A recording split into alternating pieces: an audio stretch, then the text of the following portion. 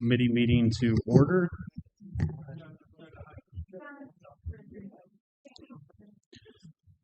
First up is the approval of minutes. If I could get a motion to put those on the floor.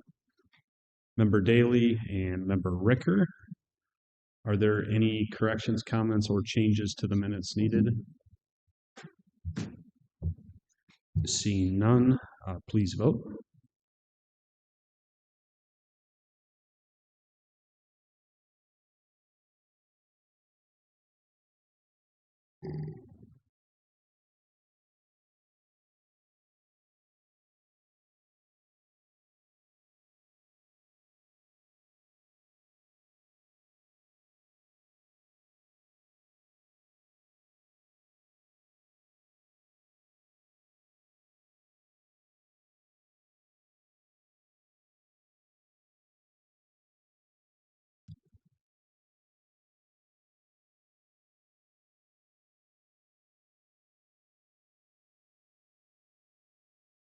All right, that passes. Next up on the informational items, the circuit clerk is here, but he has an informational update related to his resolution, so we're going to do that at the time of his resolution. There is no one here from the coroner's office. That would put us to PCAPs. Becky?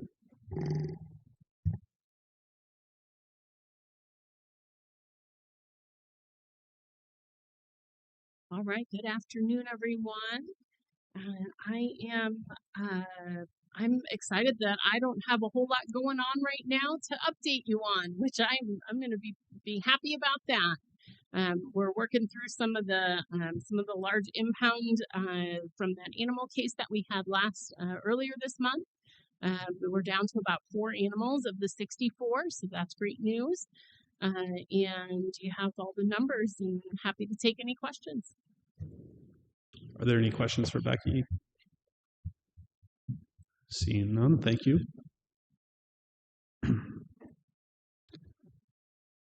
Next up would be the Public Defender's Quarterly Report. Welcome, Kevin. Good afternoon. Kevin Lowe, Chief Public Defender for Peoria County. I too do not have a lot to report on the personnel front. Since last quarter, we lost 2 of our attorneys, unfortunately, 1 of our full-time employees and 1 contractor. Rachel Roth, who was our first assistant, left us. Her final day was June 2nd, and she went to Tazewell County, took a job over there. So within the next month, we will be starting our process for a search for a new first assistant. Of course, the first assistant being second in command of the office, so it's a rather important position. We lost 1 of our contractors, Sam Zabek. He was a contractor in our felony division. His last day was April 15th. He also left to take a job in Tazewell County. It seems to be a rather familiar refrain when I give these reports. People leave Peoria County and go to Tazewell County. We did add 1 small contract. An attorney by the name of Noah Dwyer has been helping us out short-term in the traffic division. He works Wednesday mornings. It's a rather busy morning in the traffic division and traffic court. But he's there Wednesday mornings helping out. He'll do that contract through the end of August. Otherwise, my work with the FAIR Act continues. If you guys recall, the FAIR Act is the legislation that creates the Office of the State Public Defender in Illinois, the OSPD. I'm on the implementation committee, and I'm on 2 subcommittees within that committee, the actual implementation subcommittee and the appointments subcommittee. In the implementation subcommittee, we recently put together, promulgated a survey, a statewide survey of public defenders' offices to try to gauge some kind of baseline figures to see where comparatively all the public defenders' offices stand. So that has been sent out recently. In fact, I just received my copy of the survey, and unfortunately now I guess having helped design the survey, I now have to answer it. It's rather detailed. So. And on the appointments subcommittee, we've been busy screening potential candidates or these recommended candidates that we forwarded to the to the governor, to the Senate, to the House, and the Supreme Court, who will be looking at making appointments for the Board of Commissioners and ultimately the initial state public defender. In my report, I've once again attached a lot of facts and figures about the data for our caseload. I'll go over some of those real quick. In figure 1, we've got felony cases that were filed during the first quarter of 2026. And again, when I look at these caseload stats, I look back, go back one quarter, which increases the accuracy of the data. So in the first quarter of 2026, we had 237 felony cases that were filed in those 3 months. Of those, the ones moving forward, that's the subtotal, would be 181. And of the 181, the PD was appointed 161 times. We have 89% of those filings came to the public defender's office. Misdemeanor, similar story. You have 314 that were filed. The subtotal of cases moving forward would be 241. Of those 241, the public defender's office was appointed 222 times. That represents 92.1% of all the cases moving forward. DUI, which is traditionally our lowest participation rate of any courtroom, we had 99 cases filed in that quarter, 93 moving forward. Of those were appointed 49 times, 52%.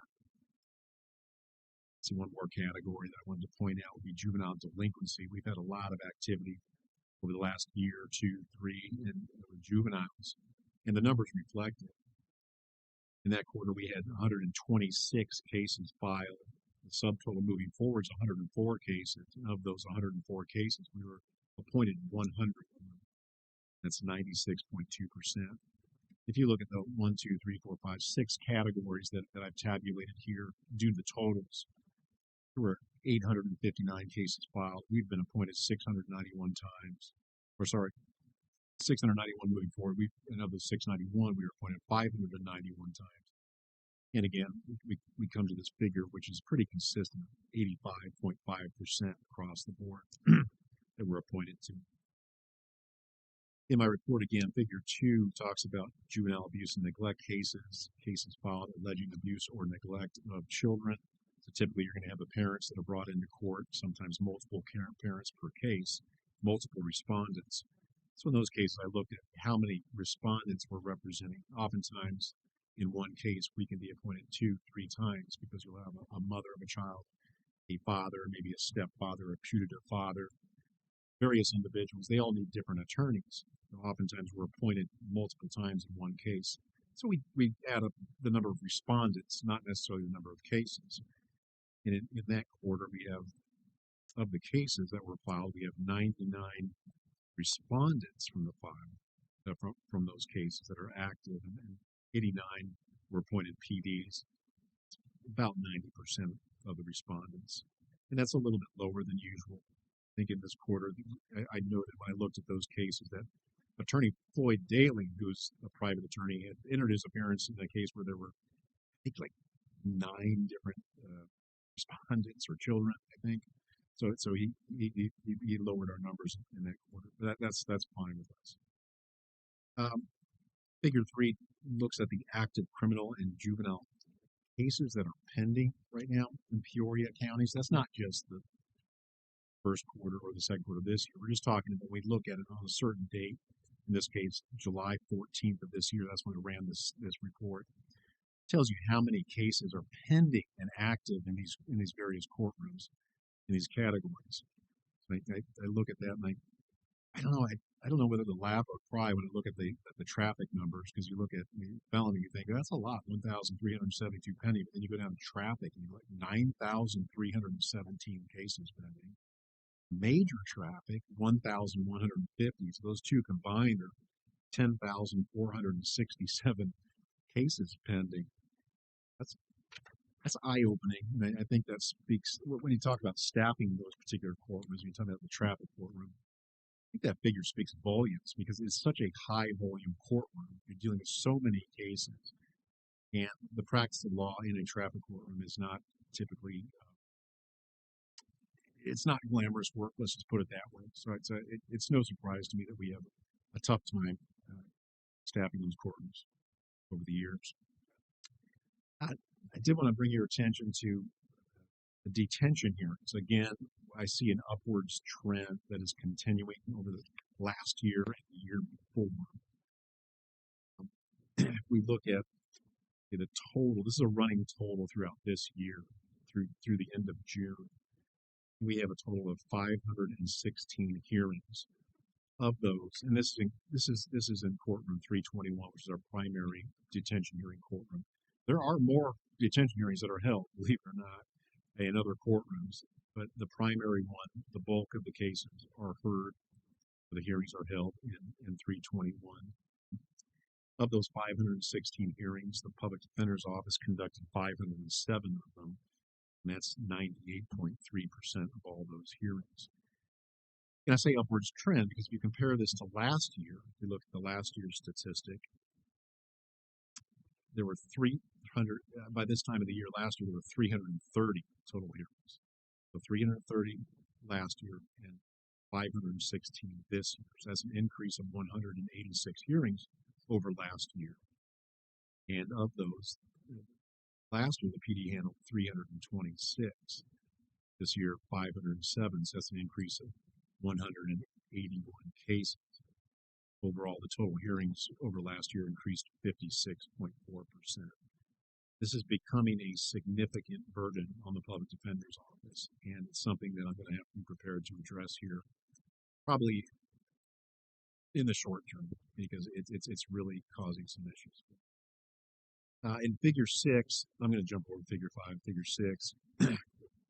That shows the total number of first-degree murder cases that are pending right now in Peoria County. We've got 400, or sorry, thank goodness not 400. It's 43 pending first-degree murder cases. Of those, 42 are moving forward. There's one that is just stagnated right now. It's just sitting there. But of the 42 moving forward, 27 are appointed PDs. That's 64.3%. 14 are private attorneys, that's 33%, and one individual is self-represented. Then finally, if you look at the final figure, Figure 7, that talks about case filing stats for the second quarter of 2026, or through the second quarter, should I say. And the only real takeaway, I look at that, it's domestic violence filings are up. They're up 13.4%. DUI filings are down over last year, 23%.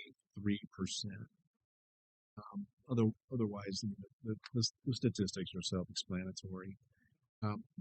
We'll note I'm working on some additional statistics for everybody in upcoming reports, future reports. I am working on, number one, trying to get an accurate case closure number, like the rates of closure of cases in a particular quarter, and then also the PTR figures. PTRs are petitions to revoke probation, petitions to revoke conditional discharge.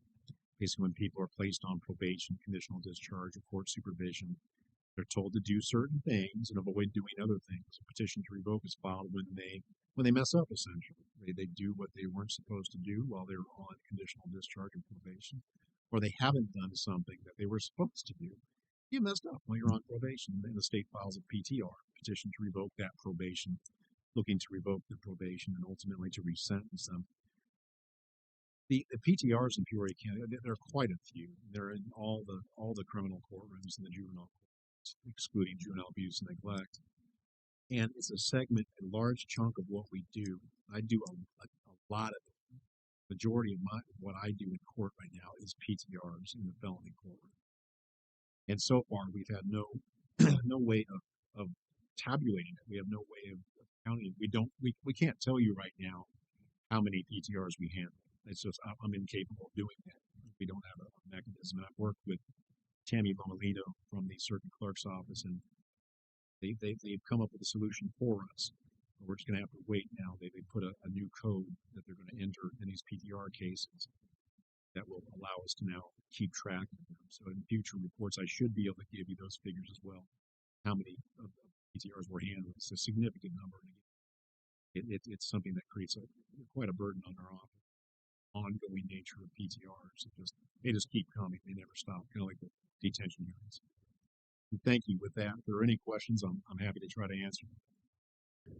Thank you for the thorough report. Does anybody have any questions? Paul? Thank you, Mr. Chairman. Are we losing public defenders because we're not paying enough, or they're moving up to a higher level, like the one that went to your assistant that went to Tazewell County? Did she become the public defender then, and that's why we lost them, or are they just paying more than us, or the workload's not as hard, or do you have anything that, is there anything we can do to help to retain? Well, every case is individual, and people have their reasons for doing what they do. Sometimes we have personnel issues that we really can't get into in a public forum. But when you look at the bigger picture, and I've said this before during our meetings, and I've said it to people in private and in other public venues as well, that Peoria County has a competitive disadvantage when you place this against Tazewell County, and it's not necessarily a pay issue. They pay similarly, so we're right kind of on par with that. One of the key advantages that they have, particularly when it comes to contracts, is that they are able to pay their contractors benefits, which Peoria County does not do. And I'm not sure exactly how they do that, but they do that. And the other big factor, this is big as well. So benefits is huge. And number two is just the caseloads, the difficulty of the caseload. It's really just it's not apples to apples. It's apples to oranges when you talk about the numbers of cases might not be dissimilar. I mean, if you look at it generally, there's a felony category that you can track. You look at it in Tazewell County, you look at it in Peoria County. Yeah, sure, Peoria County has more felony cases, but not that many. We have more, but not that many. But when you delve into into the actual breakdown composition of the felony cases, what kind of felonies are they? Peoria County has an abundance of very serious cases. Tazewell County doesn't have that, so that's what creates this. It's just a different type of caseload. People want to leave here and go there because it's easier to handle a caseload, even though you may have the same number of cases. You have lower level felonies typically across the board. Peoria County, I report on the murder cases that we have. All of our public defenders, I think I even have an average of what they carry. And it's very close to at any given time, any of our public defenders will have at least 3 murder cases on their docket.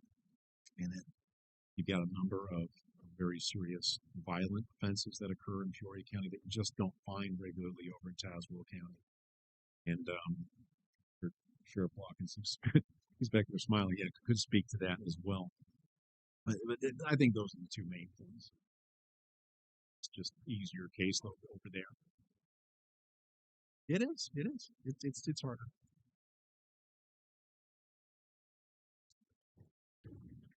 Any other questions? Along Paul's train of thought, if there was something as a committee we could discuss to potentially help you with retention, please bring that to us. Thank you, though. Thank you.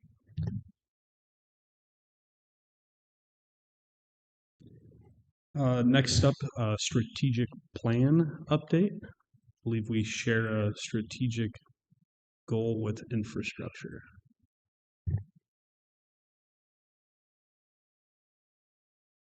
Hello, everyone. Sorry for what seems like a long walk up to the podium here, but I'm here with the Q2 strategic plan action items update. You received Q1 a quarter ago, and so this is my second time here with an update. You don't have any action items that are reporting up to this committee, but you sort of share one with the infrastructure committee, and that is advancing the jail master plan.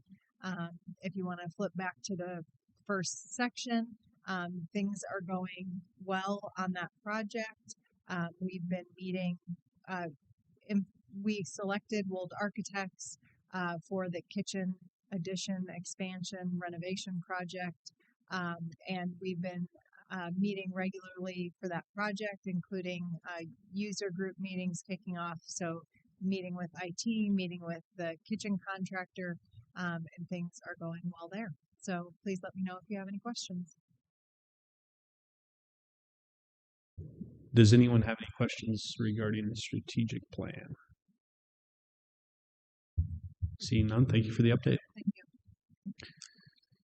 All right, on to resolutions. If I could get a motion to put the budget transfer within the circuit clerk document storage fund on the floor. Member Elsasser and Member Daly.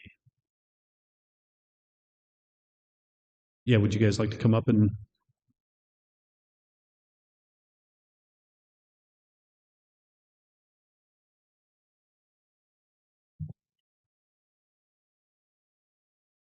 as everybody's been very good to us on the last couple of years, I'm going to give a kind of a rough update what's going on in the office and why we want the transfer. Over the last 3 years, we've been hiring young kids to come into the office, graduating from high school to going into college. Some go to college, and we've been doing part-time work in the office and scanning project. And we're about ready to wrap it up. We're about done. This summer everything will be scanned that we need scanned, and we're finally on the last stage of it, and we need to transfer some money to finish it out. To give you a little update we've hired over 40 students to come into our office over the last 3 years. That's kids that we took off that were going to college or in college that came down the office and scanned paperwork. It seems like a lot of kids we had up helping out, and the county board should be proud of that. That was kids in the Peoria area. Some of them weren't all genuine in Peoria County, but that's what we had. We had some kids from Tazewell, Washington.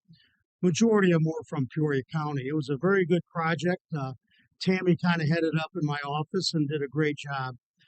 And we helped out not only our office, there was sometimes the clerk needed some young kids to do some scanning, and we sent them up there, and we didn't say, hey, we need money for it. We just paid for it out of our budget. About a year ago, you guys gave us some extra money to do this project, and now we're at the end of it, and we just need to transfer some money to finish it out. It worked out a great project. Without this project, we probably wouldn't have been able to do the remodeling we did in the office, because what they scanned was all the old files, and we're able to open up a lot of space. We're given space now to the order of protection. We're able to give them some space, and we're freed up some space down in our vault downstairs and make a vault for the state's attorney's office. We got a couple of young kids that are going to help the state's attorney move some stuff down to that vault as soon as they get ready hopefully before the end of the summer. I really appreciate what the county board has done for us to help us on this project. I know it's been kind of an ongoing project, and everybody's been kind of wondering what we were doing and how it was going. Next year, we will going to need some microfilm, and we are going to have to microfilm some film and stuff eventually. But this is to transfer some money out and to finish this project. We can answer any questions anybody like to ask about it. Anything about my office, if you want to ask about it. I love coming up to your meetings, but you guys don't like me coming up talking that much. But I thank you again. I'm here to answer anything. Thank you for that. I know as this project has gone on, it's cost what looks like a lot of money, but it was a significant cost savings to use labor like you decided to use as opposed to third partying this out. So appreciate your thoughtfulness to pursue an alternative that ultimately resulted in a significant cost savings. Are there any questions for the circuit clerk on this resolution? Seeing none, please vote.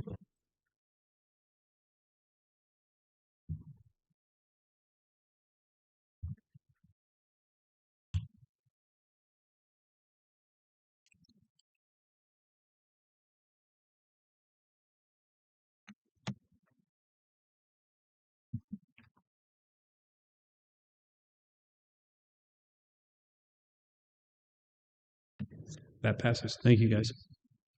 Thank you very much. Thank you.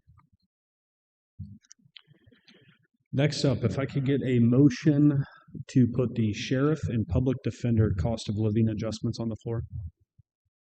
Member Renault and Member Daly.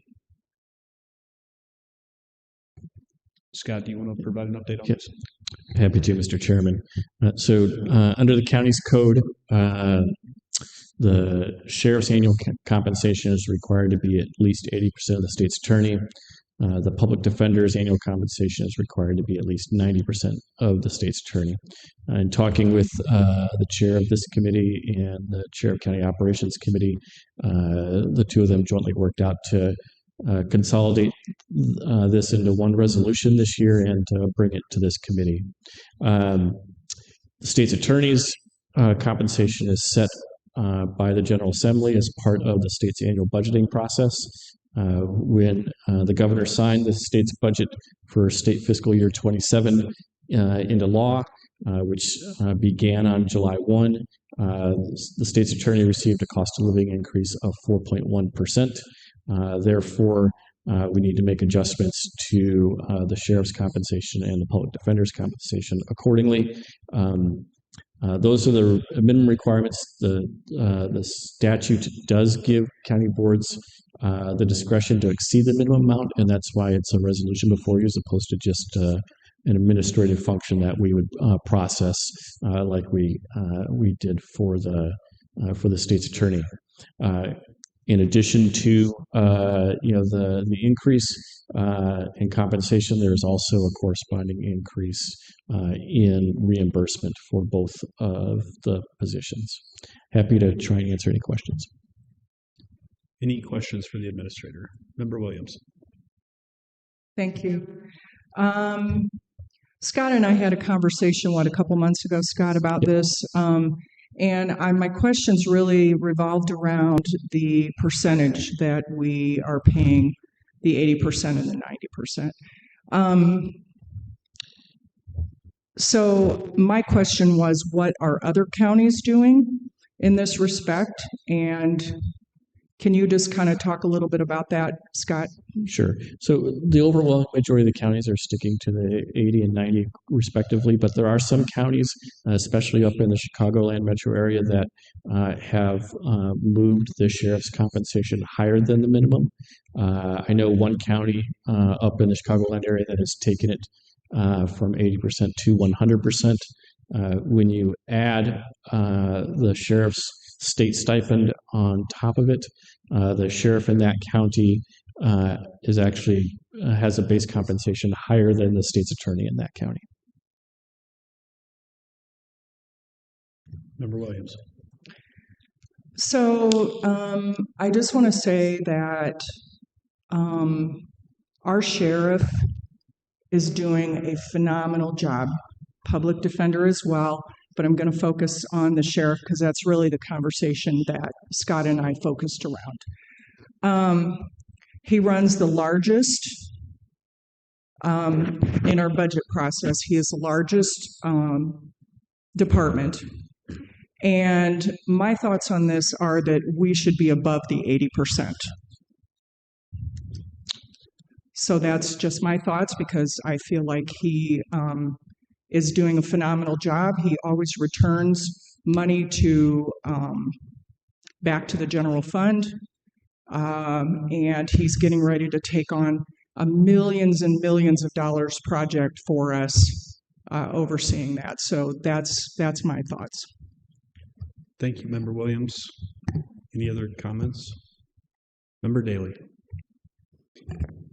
I agree 100% with Member Williams, and frankly, there aren't two people here who are thriftier than Member Williams and I, and we do not like handing out a dime, much less anything substantial. And so I think it's very appropriate to recognize the accomplishments of our sheriff.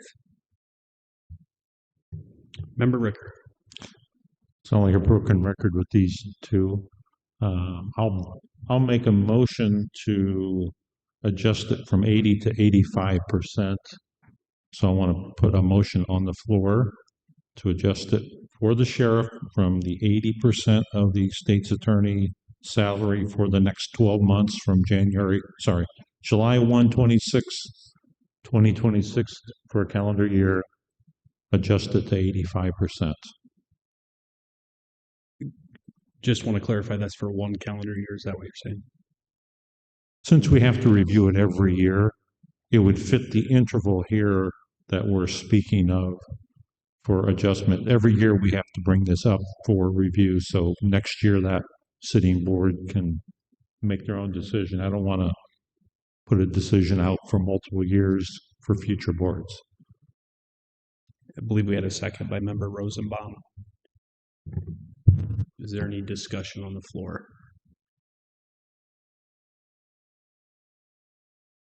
The only comment I would like to make is that we have historically as a board discussed that we set wages based on positions, not people. And I know the sheriff is in the room and present, and he's somebody that I think a lot of, and I also respect and would echo some of the sentiment that you guys have shared, but I do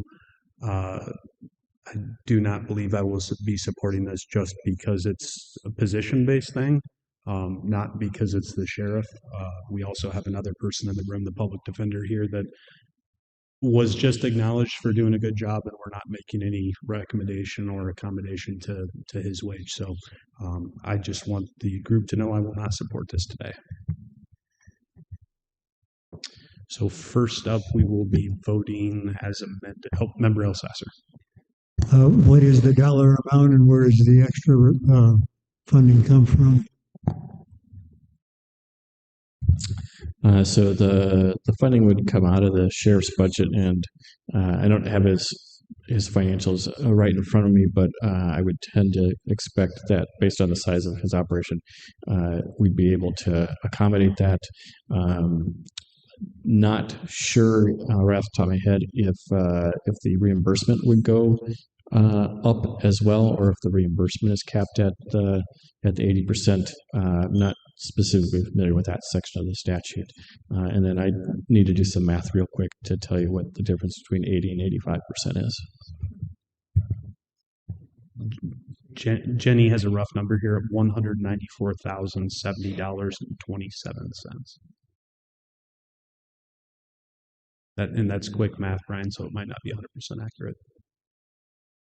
But Scott said that he's not sure that it will actually go up to 85 because of the statute. Is that But right? you have the ability to increase the compensation. What I am unsure of is whether or not the state reimburses 2/3 of the base salary, and what I don't know is if you exceed the base salary, as this amendment proposes to do, whether or not the reimbursement tracks.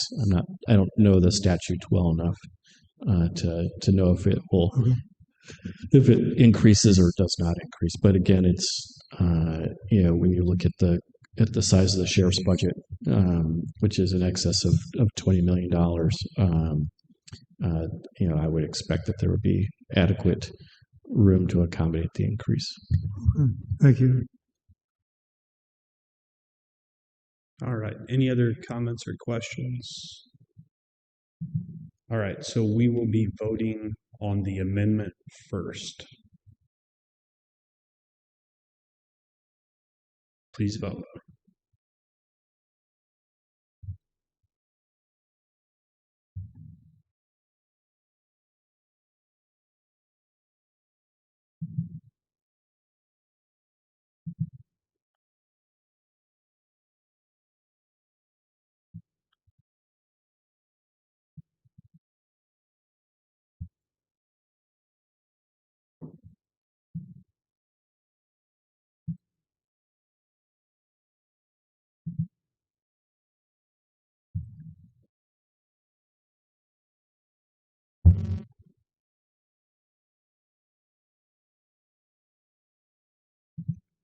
It won't allow me to vote. I'm a nay on this.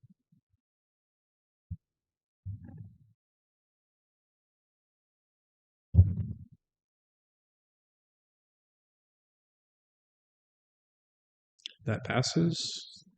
Next up, we will be voting as amended. And as soon as Megan is ready for us, you can vote.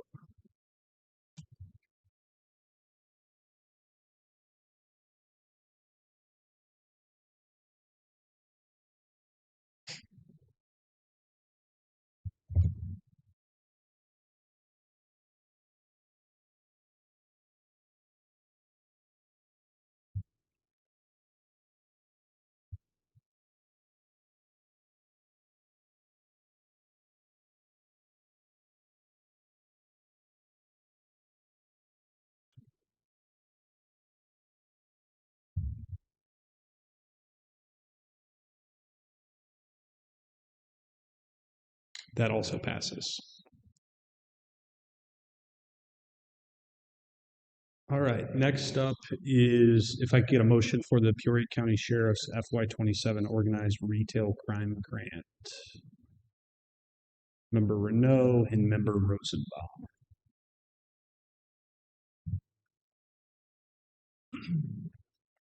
Welcome. Hi. Thank you for that. It's very nice of you guys. Mine is a $33,000 grant that we got from the state. It's an organized retail crime grant. We've got it 3 years in a row. I think we got it maybe like $1,500 more than last year, so very similar to last year. We use it. We have a lot of investigative subscriptions that we use it for.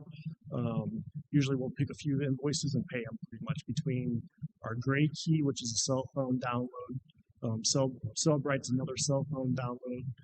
Flock. We have like 10 different subscriptions that we can use this on. So it just helps. Thank you. Any questions for the sheriff?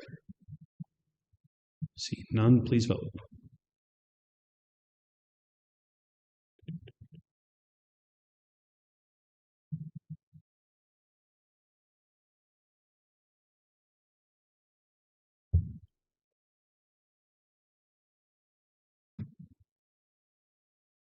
That passes.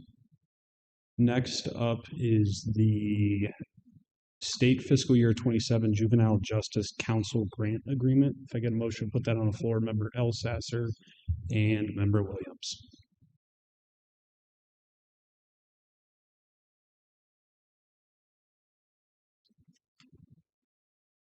Afternoon. So this will be our third year of our Juvenile Justice Council grant with the Department of Human Services.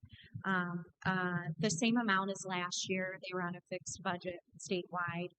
So it's $128,229.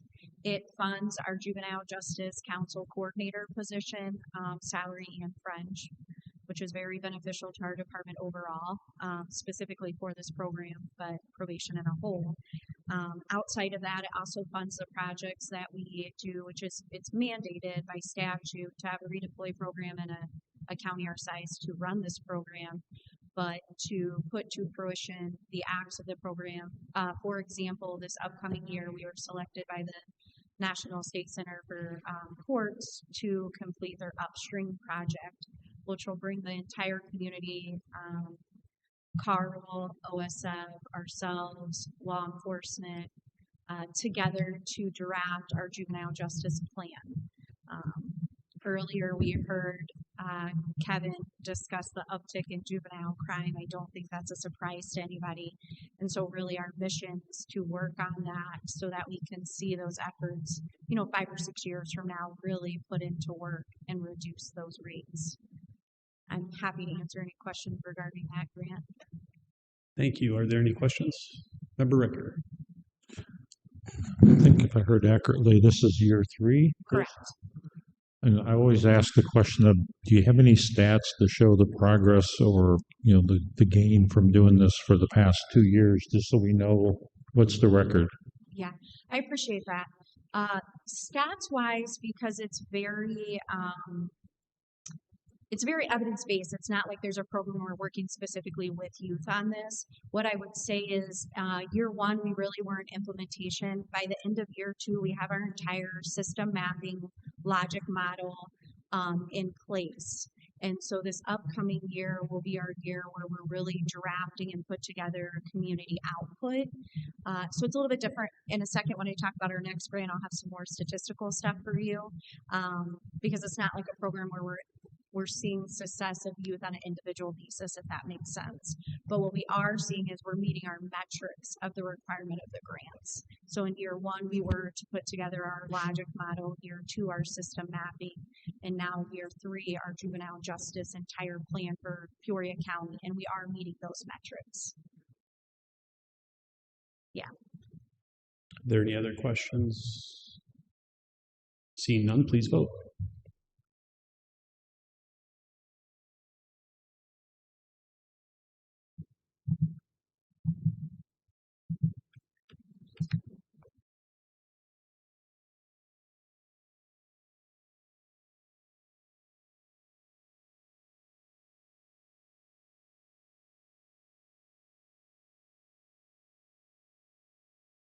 That passes. All right, next up, state fiscal year 27 juvenile redeploy grant agreement. If I could get a motion to put that on the floor. Member Rosenbaum and Member Brunel, thank you. So this is our juvenile redeploy program grant with the Department of Human Services. We requested $362,500 or $250 this year. I apologize. We had a very slight reduction from last year. That also includes 2 contracts. So through this grant, we contract out with Carl and Family Corps for a program-specific master's level clinician, and then a family engagement specialist and a case manager.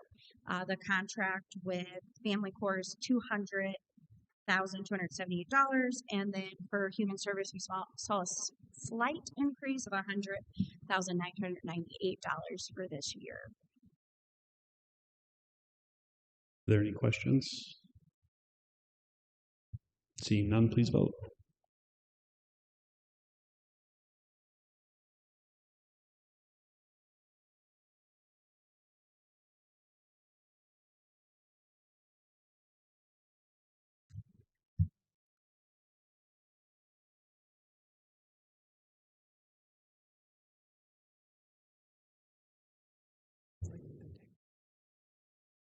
Could I That- have a comment? Is Oh, that- yeah, is that sorry. allowed? Yeah, Only go ahead. because we asked about some stats in our last program, and I would like to speak to redeploy. We are currently sitting on an 87% success rate for youth that come to this program, which is much higher than traditional probation for us for juveniles right now. And just a couple of program highlights. We had a youth graduate traditional high school this year. We helped with his cap and gown, who going into high school had 2 credit hours. When we started working with him. So we are seeing much success on a very individualized basis and then also overall. And I just wanted to share that with the group. That's awesome. Thank you for sharing that. Appreciate it. All right, next up, if I could get a motion for the PCAPS enrichment and medical supply donation. Member Renaud and Member Ricker. Welcome, Becky. Thank you. This is a $3,000 donation from a private individual. We would like to use the funding for $1,000 to support our enrichment program and $2,000 to support our medical program. The $2,000, when combined with monies from other grants that we've received this year, will take us into and allow us to complete the free microchip program into 2027. So that's exciting. So for 2027, we'll be able to offer free microchips for pets and people. Are there any questions for Becky? All right, seeing none, please vote.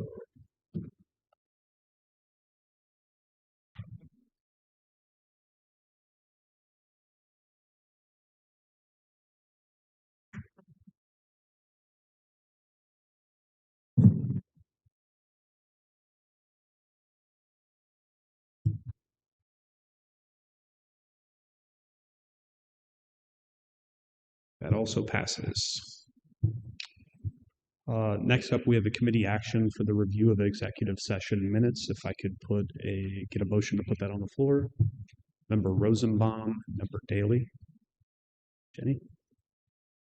Thank you. Yes, it remains a recommendation of the state's attorney's office that all previously held minutes continue to be held because the need for confidentiality still exists, and to go ahead and destroy executive session audio recordings that are more than 2 years old, except for those that relate to pending litigation. Are there any questions about executive session minutes? Seeing none, please vote.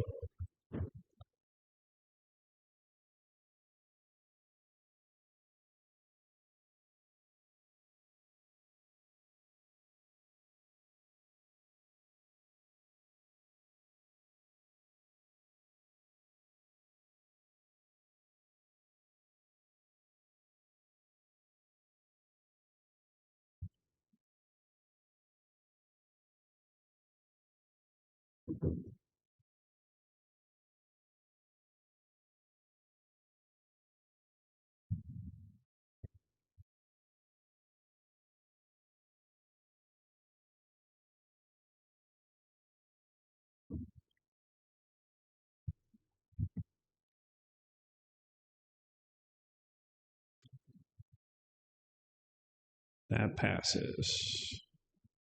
Is there any discussion? Anyone here for public comment? Any miscellaneous items? All right, seeing none.